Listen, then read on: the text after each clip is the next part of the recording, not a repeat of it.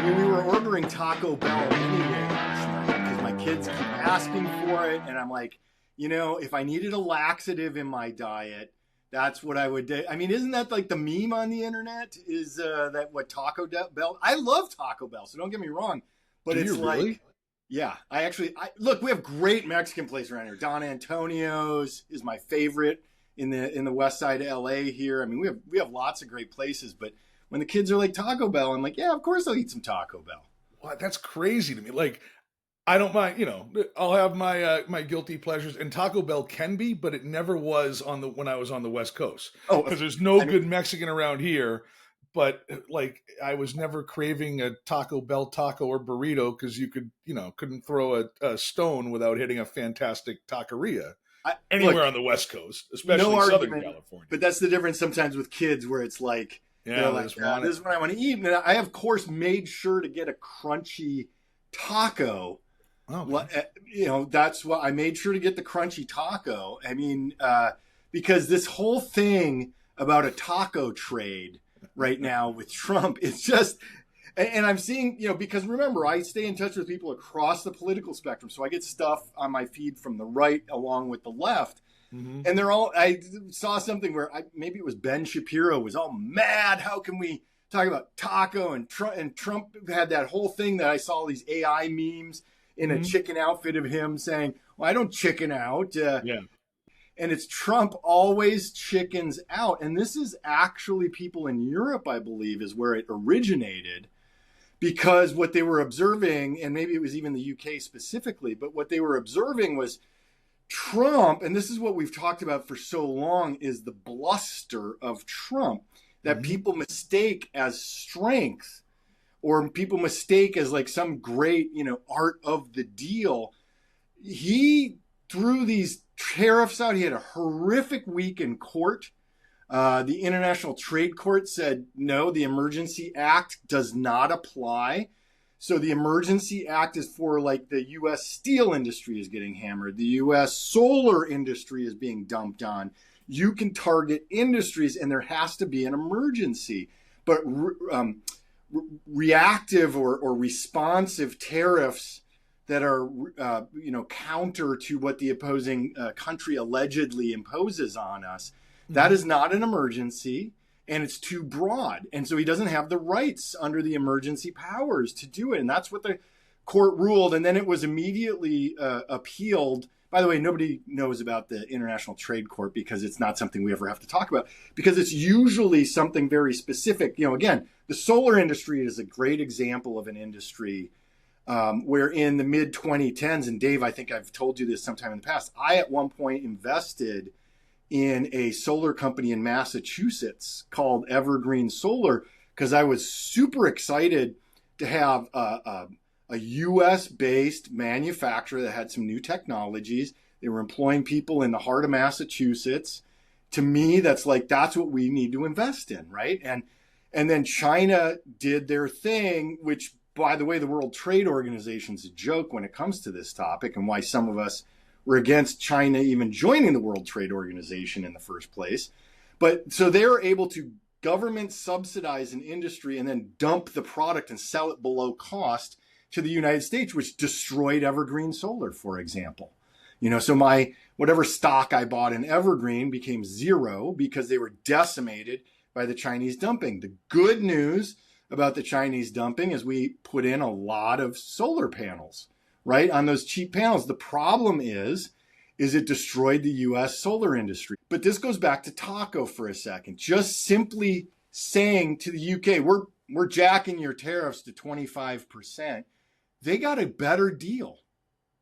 The UK at the end in that negotiation got a better deal than the United States did. So it's like you implemented tariffs to give us a worse position. How does that work? Art of the deal, man. Art of the deal. Have there been any other trade deals announced? I haven't heard of a single other one, just the UK deal. Concepts of a deal and stuff like no, that. Those don't count. Those aren't right, deals. Right. And how many, right. The initial, one of the initial releases was that they were claiming they had more deals in the pipeline than there are even countries in the world. Right. So that was, and with the penguins. Yeah, we'll wait and see until they actually come out. But yeah, the art of the deal not working so well. Taco, man, taco. But sometimes it's not a bad idea that he starts with, like, look, China's dumping products in the United States. Look, Joe Biden maintained that and added new tariffs. But that's the way tariffs are supposed to be used, is when there's a specific issue in a narrow circumstance and you target it. And then you negotiate with your allies, the EU in particular. There's no question that they had an imbalance in terms of auto tariffs, right? Because they're in the same position. They need to have a strong manufacturing base. Like, look at what has happened with the Ukraine war in light of Trump. The EU is going to move away as much as humanly possible from the US as being their military supplier. So they needed to maintain a military industrial complex. And now, of course, the great irony in all of that is Germany announced that they're going to be the strongest military in Europe. That goes well, usually. I mean, right? That's a great idea. Dave, let's see. Throughout the 19th century, we had the Prussian, and then it became Germany and Bismarck and World War I. And then, I'm sorry, what was that? There was that other guy, that Adolf something. Right, Stangly Klangly, as Norm Macdonald would say. I don't know if we can say Norm Macdonald on the air. His attorneys in a state might come and, send me to Germany or something like that. Germany has quite the interesting history of being the strongest military on the continent. And we understand why. I mean, Poland is a real force right now. But the point is because Trump, instead of taking what is at its core, there's truth in it. Like, look, EU has had higher tax rates on imports from the US than the US had on imports from the EU. We're both fully modern, we're number one trading partners, etc. So did there need to be a negotiation? Yes. Did you need to destroy it? No. I mean, just burning it into a heap for Putin's benefit. Putin's the one who benefits from that. I mean, look, and anybody who ever takes the side, I just want to make this clear. I stand with Ukraine. I have from the moment. I don't know if Dave remembers this, but I was live tweeting that UN Security Council meeting the night of the invasion, when Russia invaded Ukraine. I was live tweeting it. And the moment that they mentioned that Russia was invading Ukraine, I might have been the first person, only because of the moment. I'm not claiming that I had some great idea. But in the moment, I immediately tweeted out that Putin is an international war criminal. Yeah. Because you can't just invade another country. That violates international law. And I have stood by Ukraine 100%. Putin is a warmongering imperialist who is trying to take things that are not his. Ukraine is its own country. Donetsk has always been part of Ukraine. There have been moments, of course, when the Russians invaded, took it, called it theirs, and then they were kicked out again. Ukraine is a sovereign nation. Putin is a bad guy in every way possible. Anybody that looks to Putin and thinks, oh, this is a good thing, is genuinely either a serious white nationalist fascist type, which there are, or they're so ignorant, the level of ignorance to ever believe anything like that. I think it's that last part, the level of ignorance, especially among the MAGA crowd, right, who have, if Trump sways one way and says that Putin's actually kind of a good guy, they'll just, lap it up and stuff like that. And yeah, he's completely a war criminal. There was, I forget the name. What was it? Was the treaty signed in Bulgaria? Budapest Memorandum. The Budapest Memorandum. 1994. Right. So it's, even in recent history, Russia has said, okay, we agreed to Ukraine's boundaries, barely a generation ago. And here we go. They're, invading again. So yeah, 100% a war criminal. There's no gray area there. It's insane. And so anytime we have people who are like, oh, well, let's just do business. Look, I get that there are people in the world who genuinely all they care about is making money. I mean, it's just a reality. It has been throughout human history. It's not something new. I'm not saying that that's right or okay or that I agree with it. But at least the people who are just like, yeah, I'm going to profit off of shit. It's like, oh, okay, I mean, I don't like it, but go for it. At least you're not lying about why. It's one of those reasons where Sometimes when the enemy or the opposition is just open about who they are, I have more respect for that than a liar hiding behind something. And which, by the way, do you think Trump is? Because we've seen some conversation this week and throughout his time where, people follow those shiny objects like we've talked about before. And I think we're doing it again. And I see Trump as very much, we are who we thought he was. He's just naked in his greed and quest for more power and more wealth and stuff like that. And a lot of the things he's doing on the side, making poor deals here or there, making poor policy, I don't think he actually gives a shit about. And the left and the alleged resistance still gets distracted all the time. Dave, I mean, that you just, there it is. No more show. You just summed it up. That's we're it. Done. That's it. You did it. That's the heart of everything right now, where Trump is for his own personal benefit or his own old vendettas. The tariffs are because he has had it stuck in his head since at least the 1980s, when he took out a full-page ad talking about trade with Japan and how we were selling out our country. He just has these weird vendettas.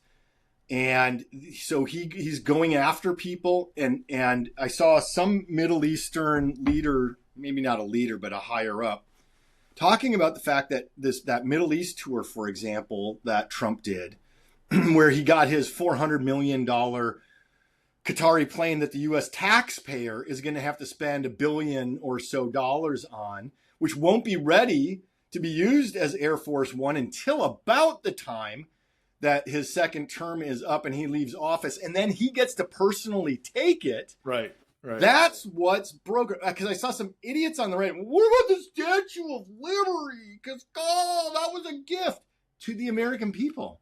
It never went to an individual. Who are people that blind and stupid? Yes, they are. They are. And that's where the internet has been such a problem with propaganda. There's a reason we had gatekeepers.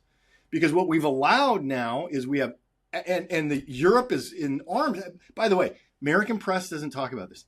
Did you see that, like, Georgia, the country Georgia, not the state, which I'm sure half of Americans can't even believe that there's such a place called Georgia, in the Caucasus region, right? Yeah. Georgia, Serbia has had its largest protests. Georgia's been protesting, I think, for 3 straight months, protesting against Russian interference, meaning the internet. And this is why I keep pointing to the internet. Prince was right back in the late 90s when he was trashing on, be careful about the internet.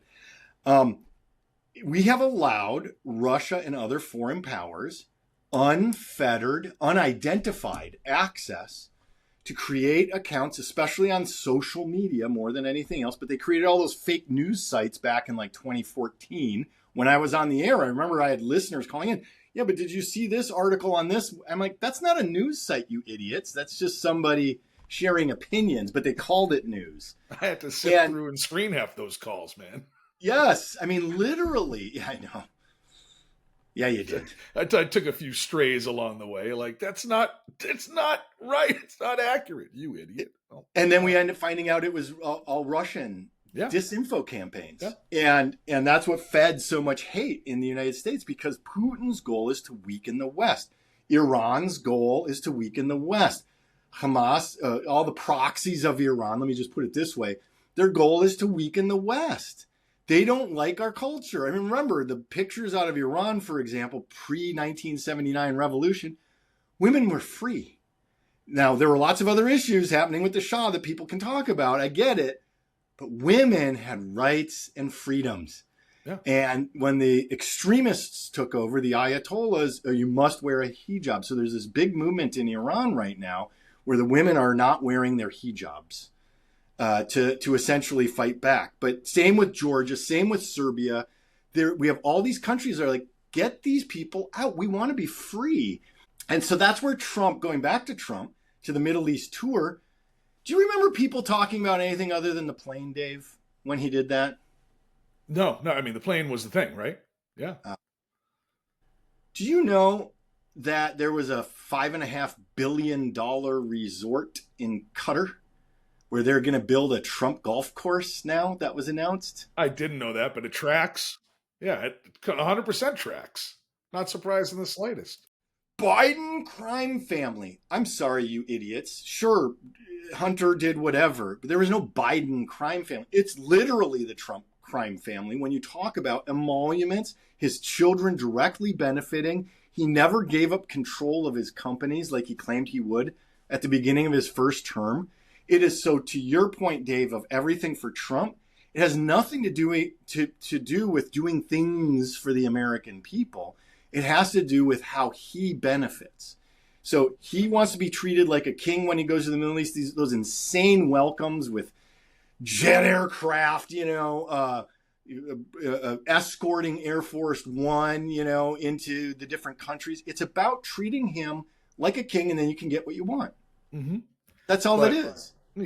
As compared to the Biden crime family, as Mike Johnson would say, at least Trump is doing it right out in the open.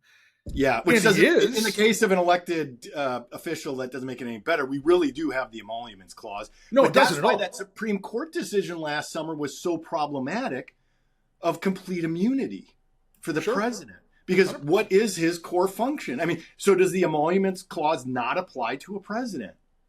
Because he has total immunity, according to our Supreme Court. Was that the entire point of it initially? Right? That we don't want to have, a king engaging in quid pro quo all the way through.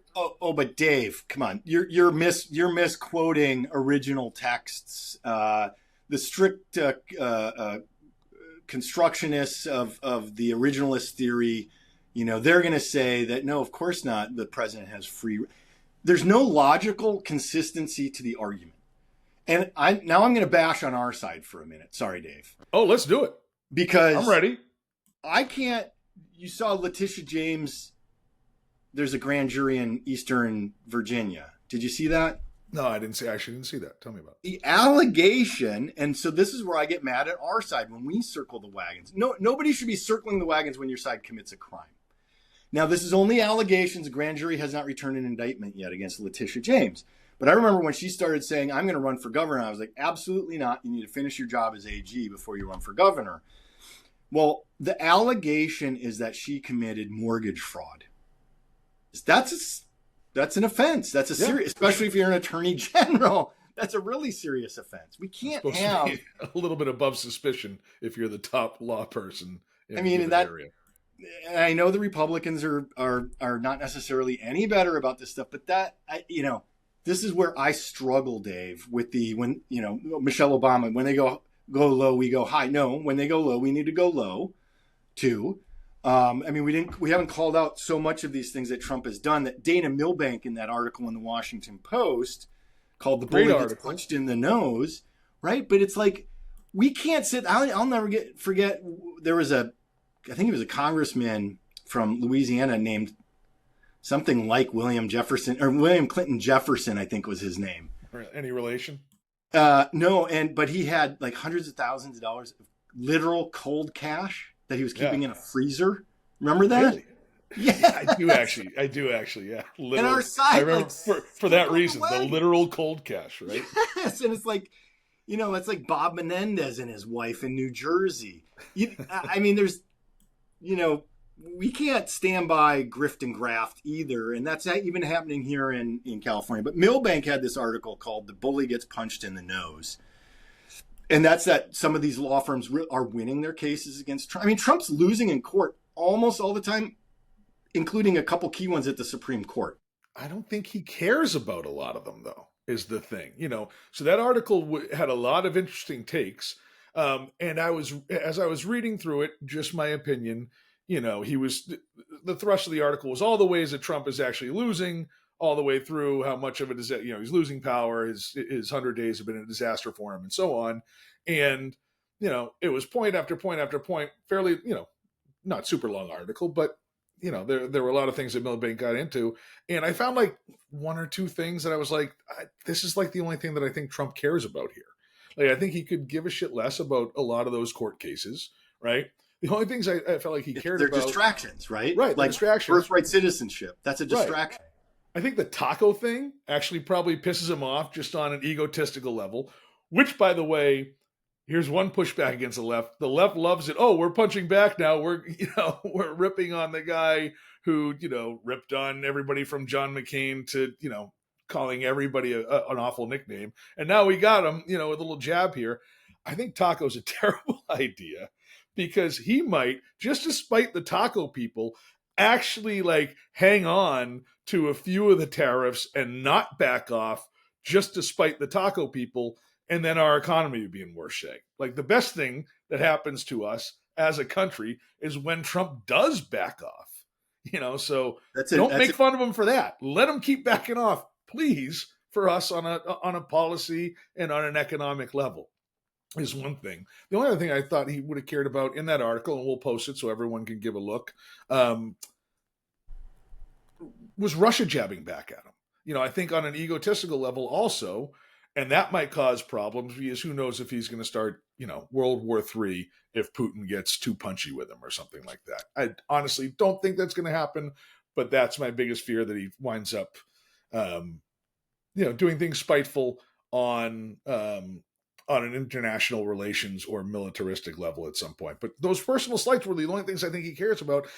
Milbank was hitting on kind of traditional political points like, oh, he lost in court here and this isn't going to go through Congress and whatever else. I don't think Trump gives a shit about any of that stuff as long as he gets his, the news is the plane and the multi-billion-dollar resort that you were just talking about that I hadn't even heard about. Exactly. In the Middle East. It's like, why haven't I follow this stuff closely. Why hadn't I heard about it? Because again, guys like Milbank, reporters, people on the left are following shiny objects and trying to make fun of him for taco and stuff like that while he's laughing all the way to the bank. It's not effective resistance. It's fun to see the memes of him in chicken suits, but I don't think any of that helps. There is no legitimate resistance at this point other than through the judiciary, it seems like. The House is a one vote difference now on the big, beautiful bill. It passed by one vote. What's the term that we have instead of a chicken shit? What's a more, those Freedom Caucus people voted present instead of against a bill they claim they could never vote for. Right. I was talking to some other liberal friends of mine, and they're like, oh, but the Senate, Ron Johnson saying he'll never vote for this. Josh Hawley, who, by the way, keeps surprising me with actually saying things. The key is the Republicans have a great history of saying these things. I can never vote for this, and then they do. Or they vote present.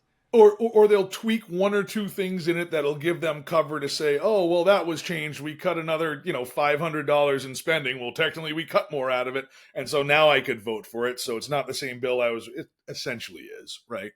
So I've got a question, again, in terms of ripping on the left and a bit of our resistance. I'm kind of going back to the government shutdown and the Chuck Schumer thing, right? And thinking of the big, beautiful bill and such a narrow victory in the House. There's not a great majority there, a slightly bigger majority in the Senate proportionally, right? But still razor thin in both houses of Congress. And I was sitting there thinking, I think we're seeing ramifications of Schumer caving again.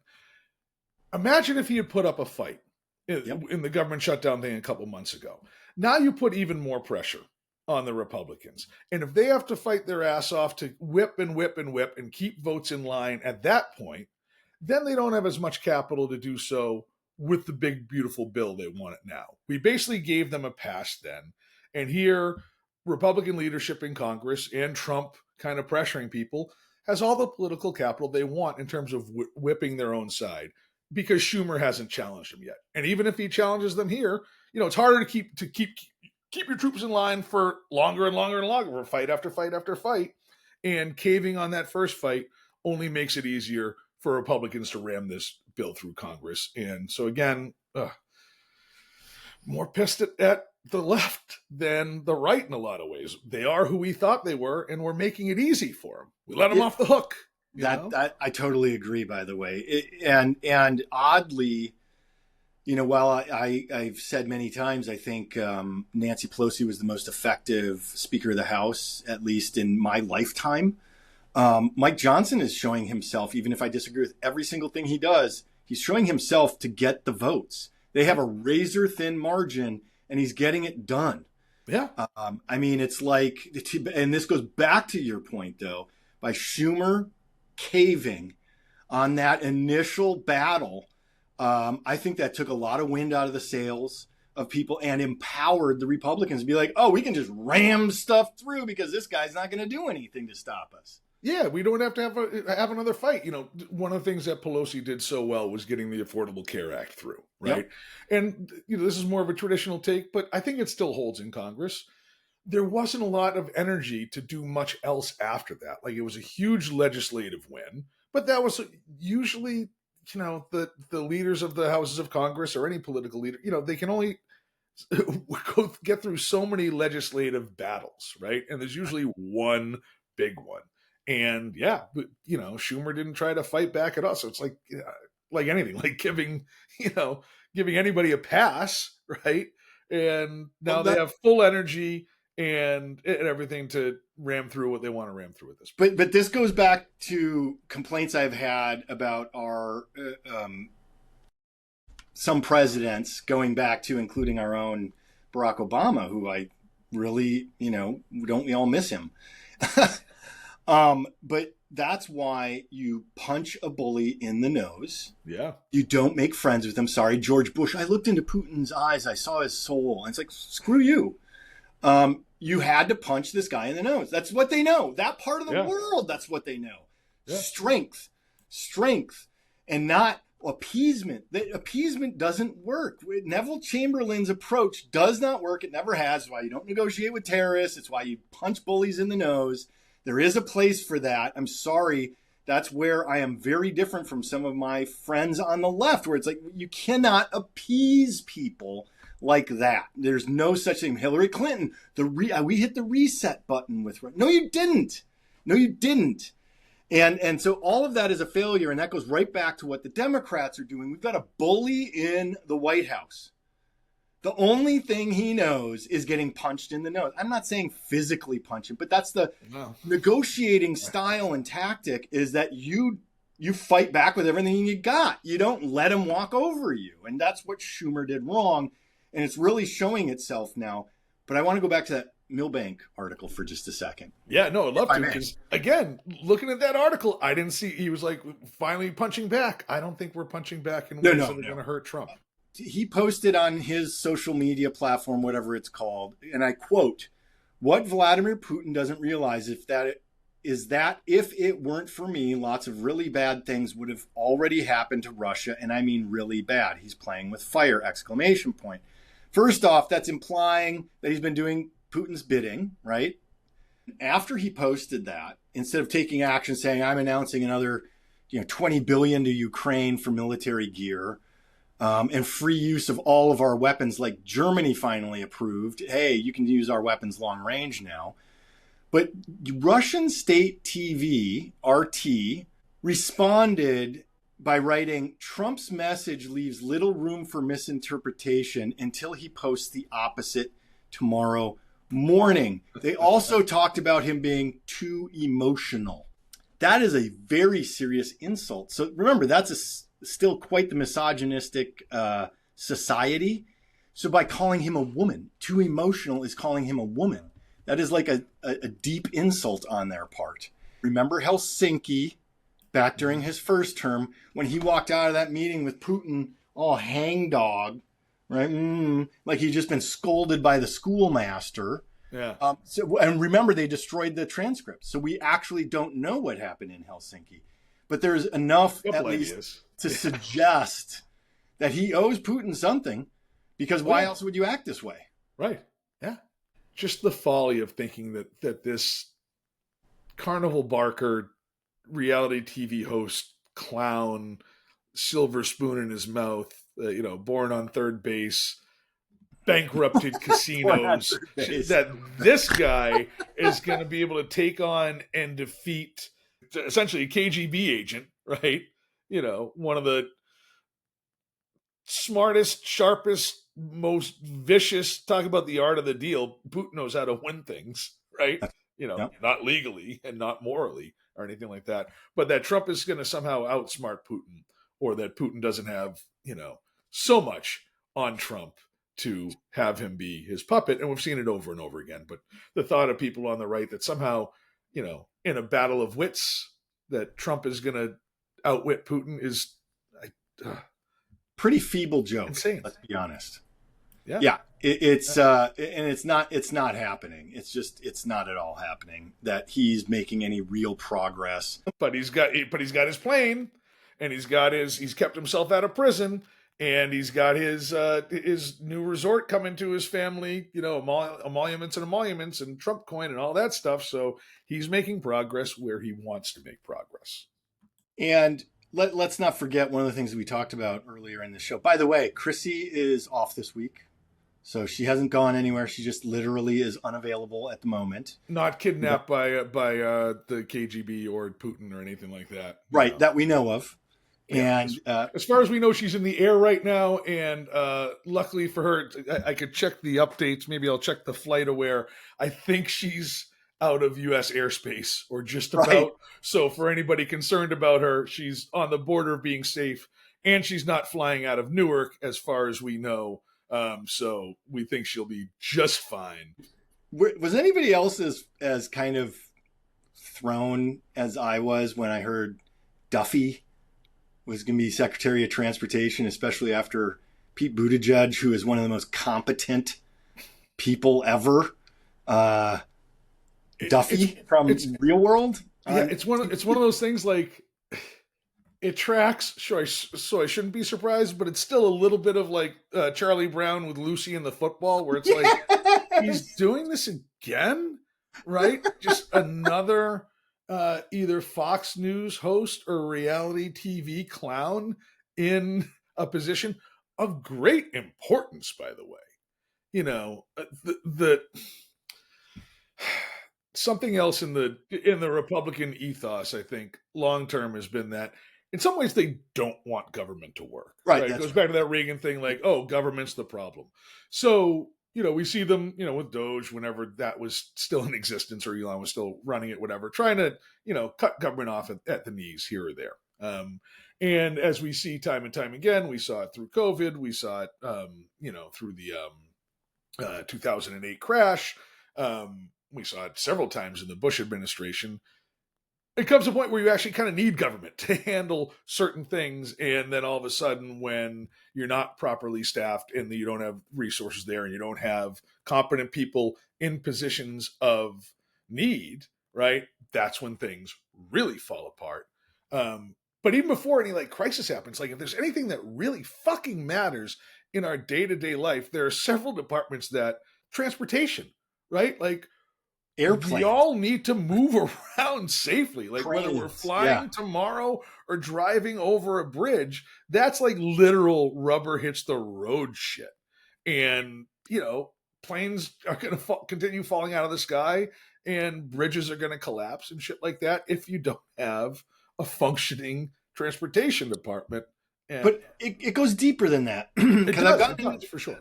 I've gotten into some discussions with conservative friends of mine over the years, particularly religious ones, who are like, look, churches are so much better at this, right? In terms of, when we talk about food stamps, social programs, etc.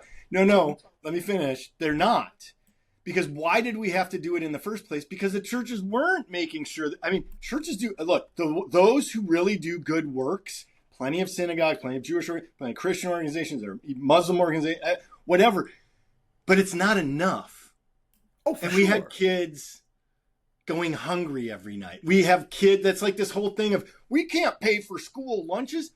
The number one way, other than making sure they have two health schools to go to and teachers and basics, is making sure kids eat. And the lower income kids, I'll never forget when I was a kid that there were kids who couldn't, they had to have those little tickets at the lunch. First off, it's bad because everybody's looking at them and we know who they are. And secondly, it's simple things like basic food to ensure that your kids can think properly during the school day is unless you literally want Republicans and those pure, theocrats that exist among us, that unless you want those kids really to be poor, uneducated, people that you can just control, which some suggest that is the goal, right? Yeah. Otherwise, but things like free school lunch, of course you should do that. I mean, these things are dumb. You're going to give tax breaks in the trillions of dollars to the wealthiest 0.1% instead of making sure kids have food to eat. Yeah. Yeah. That's why I'm a liberal, right? Yeah. Where it's like, I might say things that people on the left disagree with, and that's fine. But I'm a traditional liberal that way, where it's like, no, you make sure that they're paying enough in tax so kids eat. Churches have been around for a long time and, thousands of years, right? Have they solved world hunger? You'd think if the churches were great at this, and again, some individual ones are. There are places where they do excellent charity work.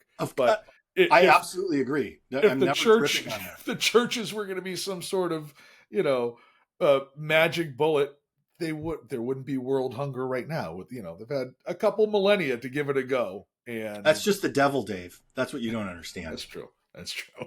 So, you got to blame somebody. But no. I do want to make it 100% clear. There are great religious organizations who do great work. Of course. And so I'm never, ever picking on them and when I'm talking about this subject. So I might, but yeah. Yeah, that's fine. You can do that. Hey, guess where we live? The United States of America, Dave. The government can't tell you not to say that. And by the way, that's the thing that people don't understand about the First Amendment, if we can talk about this for a second. Because I'm so tired of people saying, whether you're a Karen MAGA on the right or a wacky protester on the left, you have the right to your opinion. You have the right to say your opinion. You don't have the right for me to listen or care about it. Yeah. The First Amendment guarantees that the government can't stop you through viewpoint discrimination. Right.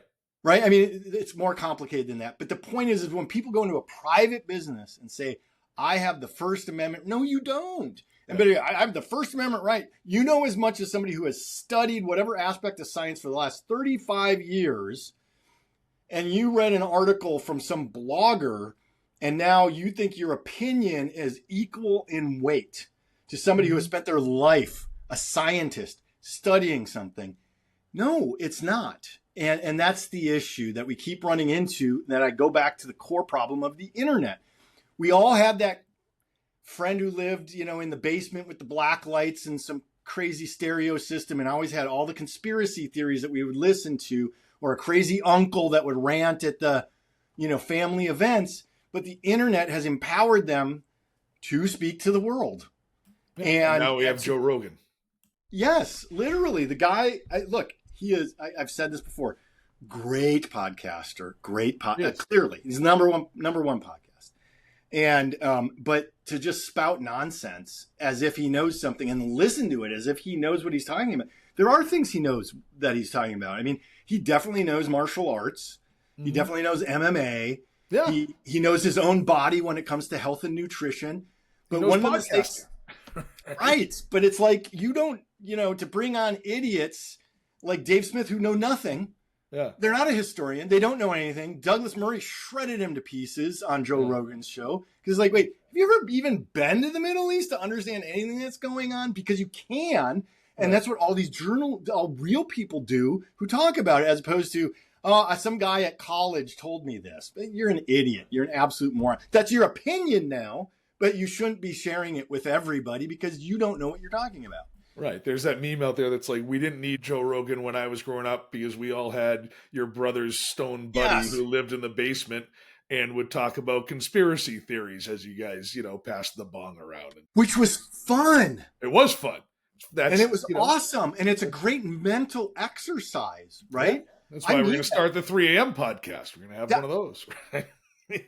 But it should be there and not influencing the way people vote and policy. Or putting them into positions of power because of a conspiracy theory. the left has a problem of elitism that has disconnected from the blue collar worker, which was its traditional strength, right? Unions and the blue collar worker, because they wanted to make sure that they had something to retire on or healthcare or whatever. And they've turned to the right because conspiracy and fear mongering works well. And so when they've taken over the consumption of information, and now I only hear a right-wing talking point. Yeah, but the other thing, as far as the losing a lot of the blue-collar workers and stuff like that traditionally were Democratic, that I saw brought up in an article in the last week or so, was the simplicity of language, right? Yes. And there was an anecdote of one of the, essentially that whether slogans for a political movement, make America great again, right? We know what you're for, and that even language-wise, the left winds up kind of, not trying to offend anybody under their own big tent, and wind up with this mealy-mouthed language where you don't know what anybody's talking about, right? And the anecdote that was in this article that we'll go ahead and post was there was some politician who was talking to somebody who kind of used to be in his base, on a rope line or something like that, and the person was like, "What's on your hat?" Essentially like, "What's your simple slogan? What are you gonna do for me?" We don't have one. No, none. Everyone should eat. Right. Yeah. I mean, you shouldn't die or go bankrupt because you're sick. Right. I mean, but we don't ever come up with clever slogans. Everybody wants to argue about that. Not in a while.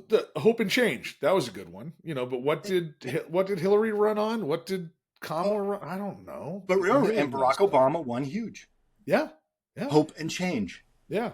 Things have been shitty. We're gonna push things forward. Yes. And it was a time of despair, and that hit it boom with the zeitgeist. Right. And we have nobody on the left now who is resonating. And we keep eating ourselves. Right. So identity politics were one of the worst things. And it's not that I don't support you having your identity.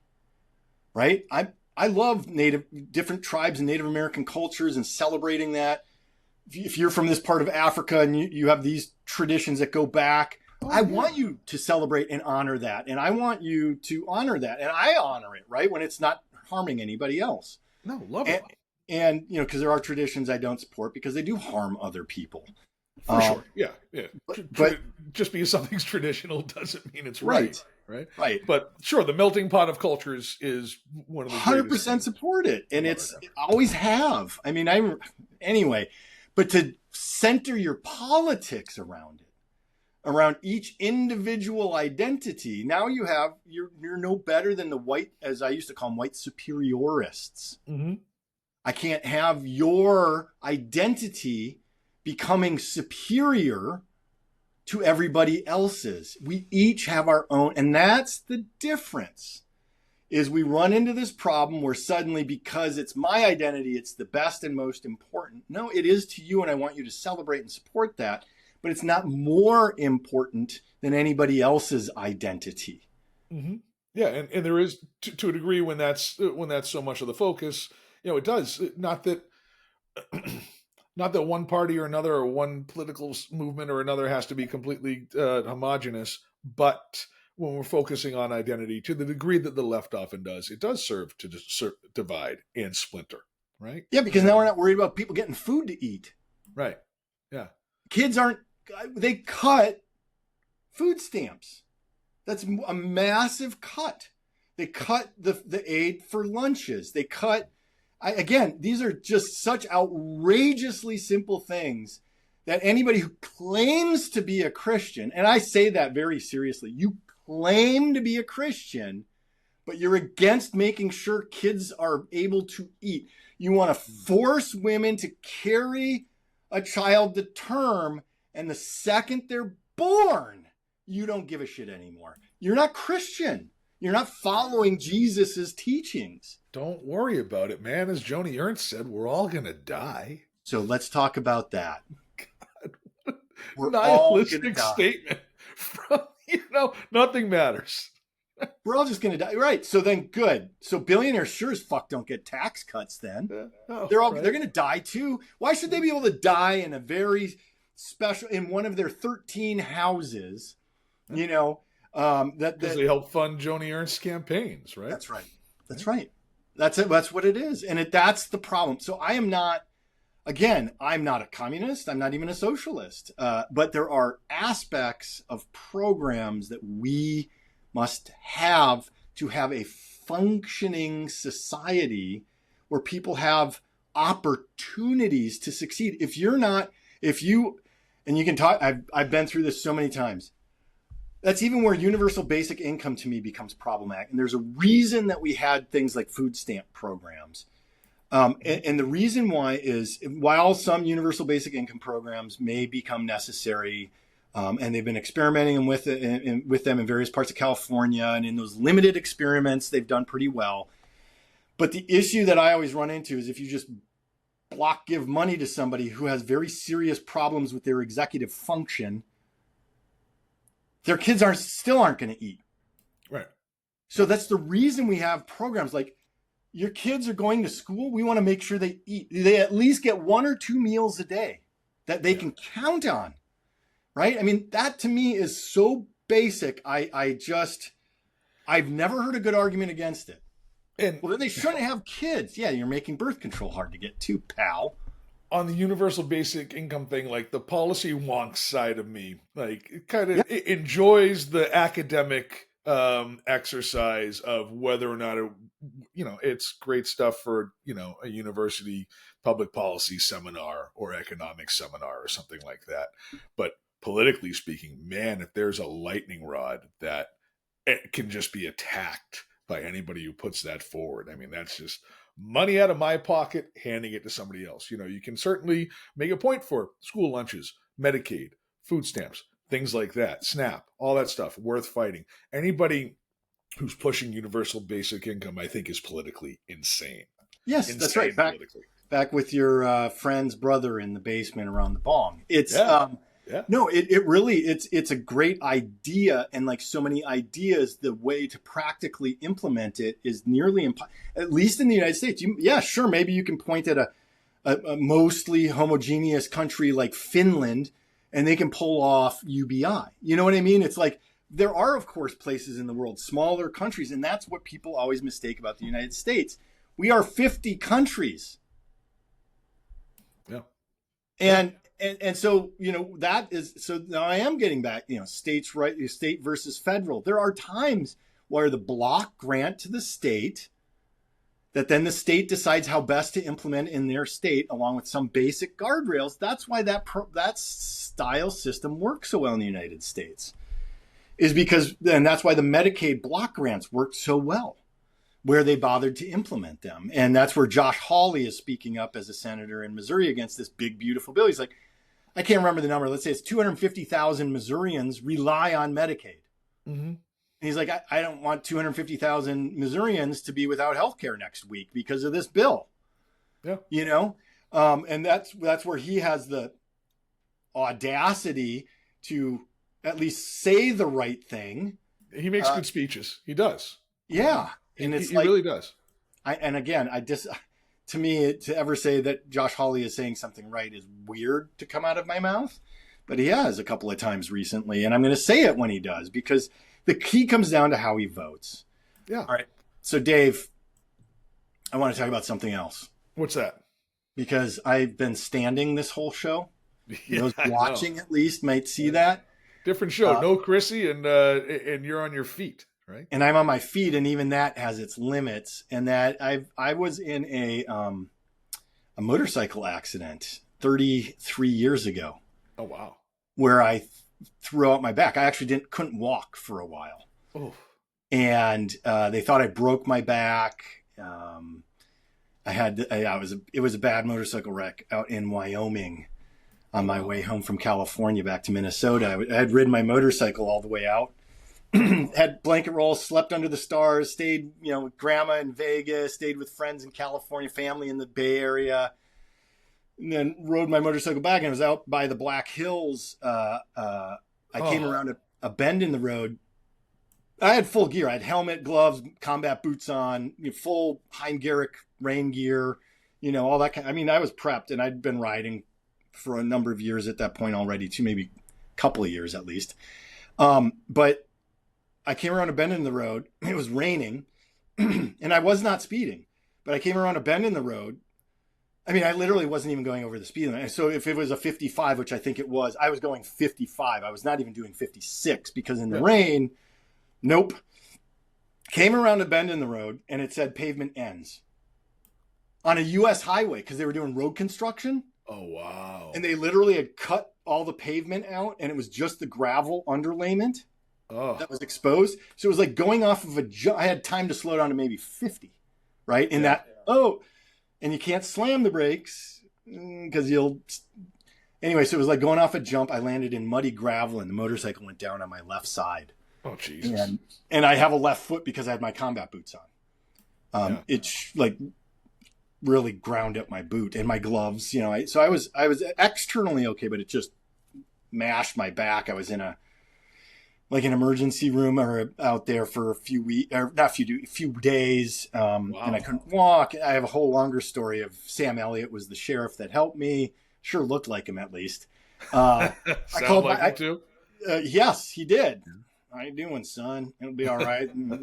Anyway, he had the big mustache but I ended up, so I've had back problems for a long, long time. Yeah. And I have subluxated discs, whatever, over the years. I would have all kinds of issues. And I finally was working out with a trainer here in LA a few years ago. And what we have found, at least in my back, and I'm sure with a lot of people, this would include you, Dave, because I think you said you tweaked your back, right? First time. And I was like, oh, God, here we go. This is the start of a lifetime of the remainder of my life of back problems. Yeah. So, again, I'm only sharing my anecdotal experience, but I went to many chiropractors, physical therapists, just MRIs, x-rays, everything. Oh, yeah, you've got problems in your mid-back. You got problems in your low back. Oh, yeah, the discs are really injured. I tried machines that would stretch you out. I did the thing where you hang upside down. I am 99% sure that my back pain is not the spinal injury itself. It's what happens is I tweak something, and those deep inner muscles, whether it's the psoas, the hip flexor, that's what gets triggered and it pulls tight. And that's what causes all the pain. Mm-hmm. And so it's like all these stretching exercises that I have to do to loosen it back up. And then the pain goes away. Mm-hmm. So, but it's in such a sensitive state when you tweak it that it takes a few days to release. Yeah. And you wind up with inflammation and scar tissue and things like that. They get shifted around, right? So, yeah. So is it the relatively new stretches that you've been doing better than the inversion and things like that that have helped? Yes. Deep stretches, deep releases. I had the greatest massage therapist ever in the world for a while here in LA as well. And then he had to go move to Germany. Peter, why did you have to leave me? Because he was like the only guy that would always find those deep spots and work them free. Yeah. And it's like, oh, that's why those professional athletes have so many massage therapists and the ice and the this and the that, because you got to keep this stuff moving. Mm-hmm. Yeah. I miss my old guy too. Harvey Deutsch. Harvey Deutsch. Harvey Deutsch. Yeah. San Francisco, out in the, sort of mission-y area and stuff like that. Also a yoga instructor. So I was wondering, is it sort of yoga restorative poses and stretches that help you, or what kind of thing? Interestingly enough, because of the specific back injury that I do have with the subluxated discs, certain yoga triggers the pain. Oh, wow. Certain poses. I'm trying to think of what the one is called. Anything where I have to bend backwards will trigger it, and then I can't move. Yeah. So there's a couple of yoga moves where you're kind of bending backwards. Those will cause my hips to lock up, and I'm in excruciating pain, and I can't walk. I believe that. I don't have the same kind of back issues, but I've stayed away from things like that. And I do a lot of yoga practice, but I will, if I'm in a class, just, not do it or if I'm following something online, just pause and, and that's for sure one of those that and I'm a huge fan of yoga, as you know. I mean, so it's not that I'm saying yoga's phenomenal. I love yoga. It's moving your body is what we have to keep doing. That's why Tai Chi is so successful with older people, is you're moving your body. You got to keep your body moving. And with modern society, I sit in a chair a lot. If I'm in court and I'm sitting, none of those chairs are ergonomic. Nothing. No. Right? I'm sitting in traffic. It's not ergonomic. And that's what triggers a lot of this for me. So it's like, if you can do yoga, if you can do Tai Chi, if you can do whatever. I know you do a lot of yoga, don't you still, Dave? Yeah, I do a lot of yoga, sort of alternate that, yoga and lifting, sort of counterbalancing, not heavy lifting anymore, but, get some weights in, get some strength work in. And then I'm built so tight, just naturally anyway, that I need to counterbalance that with something, and often really chill, restorative, stretchy and stuff like that to, loosen the muscles back up to counterbalance any lifting that I do. Do a little bit of Pilates back in the day. I love Pilates. And the funny thing is, even because I'm so tight, I have to go a lot of beginner and basic courses. So I wind up, whether it was at the studios out in San Francisco or a lot of my stuff here is at the local YMCA, which is excellent. I wind up in a lot of the senior citizens classes. It's like silver sneakers and me, because I need or really chill, really stretchy to counterbalance the lifting I do on the other days. So yeah, there have been plenty where it was like me and just all the, old lady retirees. I mean, my mom, our parents' age, and she does yoga, I think, almost every day. Yeah. And it keeps her young. I'm just telling you, that kind of movement, that's where I fail sometimes, just being a busy person and a parent and everything else. It's like, I didn't take time for me to go do all the stretching and everything else that I need to be doing. Yep. Got to take care of you first, man. Otherwise you're not going to be helpful for any of the rest of us, Yeah. And I do. It's easy to lose that, right? It's easy to lose that, to forget to take care of the self-care. Cause if your back locks up and you can't move and you're, sleeping on a board and stuff like that, you're going to be less help for your family, our podcast audience, your clients, all the way through. But it's easy to lose sight of that. Take care of that self-care, man. Self-care. Oh, that's our statement for the day. Take care of yourself. It's whatever that looks like for you, and it generally does not mean getting blind drunk or so stoned that you can't function or. Unless you want to, that's for the 3 a.m. podcast. Yes, exactly. Well, we have a lot to talk about for the 3 a.m. podcast. We'll do a little 3 a.m. segment next week after, hopefully, we'll see what happens if the Northern Lights come out in the next couple of days where I am. I'm supposed to be above the line where you're able to see that. Which we had another solar storm, I think last summer, that similarly brought the Northern Lights far enough south that in this part of New England we were able to. Unfortunately, we wound up here by the ocean under cloud cover for several of those days. It was sort of like there were 2 or 3 pockets of 3 or 4 nights where that'd be a possibility. Several just wound up being cloudy. You know what I found otherwise, though? My pictures were far better than looking at them with the naked eye. There was something about the way the camera, and just a simple iPhone camera, posted that, takes in the light.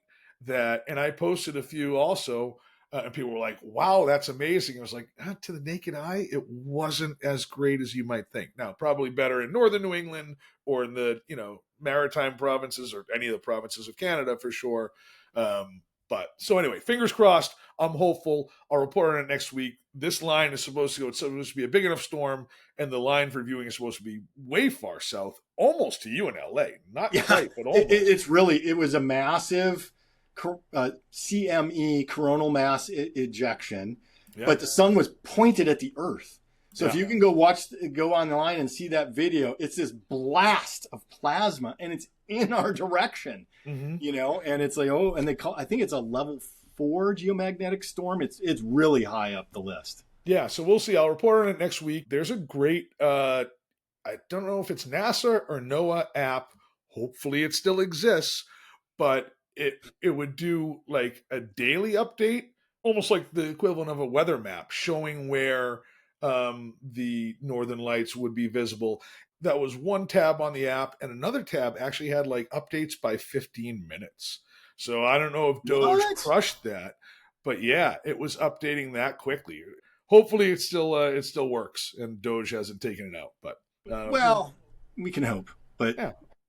And hopefully I get to actually see those Northern Lights. If not, I'll snap a couple iPhone pictures and, we'll share it with we'll have to share them on the Should Be a Morning Show social pages too. Yeah, we'll do that for sure. And we'll revisit next week during our 3 a.m. segment of the Should Be a Morning Show That podcast. Sounds great. And Chrissy will be back as well. So yeah. Thank you, Dave. Thank you, everybody, for listening. Again, give us a follow on the socials. Should Be a Morning Show. shouldbeamorningshow.com. Send us an email, shouldbeamorningshow@gmail.com. And remember to share with your friends. We'll talk to you next week.